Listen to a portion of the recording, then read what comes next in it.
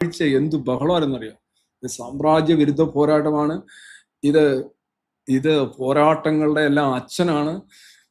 പല പല TV പരിപാടികൾ തന്നെ ഈ ചുള്ളിക്കമ്പേറിനെ കുറിച്ചായിരുന്നു. പുള്ളി നോക്കിയപ്പോൾ എന്തോ ഒരു സാധനം ഇങ്ങനെ മൂളിക്കൊണ്ട് വരുന്നു. അവസാനം ഒരു മനുഷ്യനാണല്ലോ, ആരായാലും നമ്മളൊരു കാക്കയാണെങ്കിലും എടുത്ത അപ്പോ എന്ന് പറയും.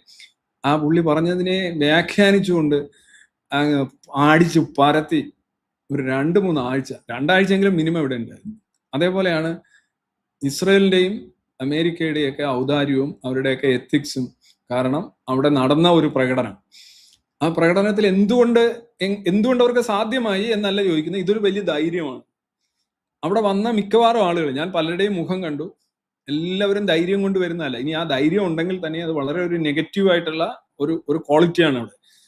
അതായത് ബോംബ് മേളിൽ നിന്ന് വീഴുന്നു, അല്ലെങ്കിൽ മിസൈലുകൾ വീഴുന്നു, അപ്പൊ നിങ്ങളൊരു പ്രകടനം നടത്തുന്നുണ്ടെങ്കിൽ നിങ്ങളെ ധൈര്യവാൻ എന്നൊന്നും അല്ല ആരും വിളിക്കുക. നിങ്ങൾക്ക് എന്തോ പറയുന്ന ഈ മയക്കുമരുന്നൊക്കെ അടിച്ച ഒരു അവസ്ഥയുണ്ടല്ലോ, പാറയിലൊക്കെ ഇട്ട് ഈ ഇതൊക്കെ വെച്ച് വെട്ടുന്ന ടൈപ്പ്, എന്തു ചെയ്യുന്നത്, പോസ്റ്റിനൊക്കെ ഈ ഇലക്ട്രിക് പോസ്റ്റിനൊക്കെ കാല് മടക്കി അടിക്കുന്ന ചില ലെവലിൽ പോകുന്ന മദ്യപാനികളുണ്ട്. അവരവസ്ഥയെ പറയാൻ കഴിയും. ഒരു ഭരണകൂടം അത് അനുവദിക്കാൻ പാടില്ല. ഒരു ഭരണകൂടവും ജനങ്ങളോട് അവരുടെ ജീവനും സ്വത്തിനും സംരക്ഷണത്തിനും ശ്രദ്ധയുള്ള ഒരു ഭരണകൂടവും ഈ ഇതേപോലെയുള്ള യുദ്ധാവസ്ഥയിൽ ജനങ്ങളെ വെച്ചുകൊണ്ട് ഇങ്ങനെ ഒരു പ്രകടനം നടത്തില്ല. പക്ഷെ അതിനകത്ത് പങ്കെടുത്ത മിക്കവാറും ആളുകൾ ഭയചകിതരായിട്ടാണ് പോകുന്നത്. കാരണം അവർ നോർമൽ ഹ്യൂമൻ ബീയിങ് ആണ്. അവർ അതിനകത്ത് യു കനോട്ട് ഫൈൻഡ് ഫോൾട്ട് വിത്ത് ദം. ഇത് ധൈര്യത്തിന്റെയും ധൈര്യക്കേടിന്റെയും പ്രശ്നമല്ല. ഇതിനകത്ത് ഒരു ധൈര്യവും ഇല്ല.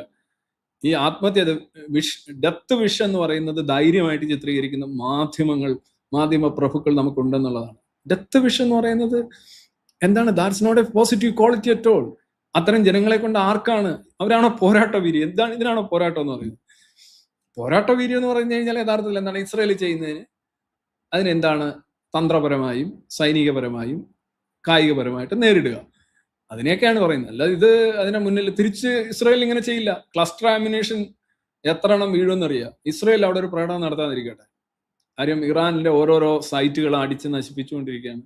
അപ്പം അതിനകത്ത് സന്തോഷം ഒക്കെ കാണിച്ചുകൊണ്ട് നെതന്യാഹുവിന് അനുകൂലമായിട്ടോ പ്രതികൂലമായിട്ടോ ഒരു വലിയ പ്രകടനം ഇസ്രയേൽ നടന്നു കഴിഞ്ഞാൽ എന്തായിരിക്കും സംഭവിക്കുക? ഇതുപോലും മനസ്സിലാക്കാതെ, ഈ ഒരു സാമാന്യ കാര്യം പോലും തിരിച്ചറിയാതെയാണ് ഇവിടെ ഈ ഖുദ്സ് ഡേയില് ഇറാനിൽ പ്രകടനം നടന്നു. അത് ഒരു IRGC തോൽക്കില്ല എന്നുള്ളതിന്റെ തെളിവാണ്. അതാണ്.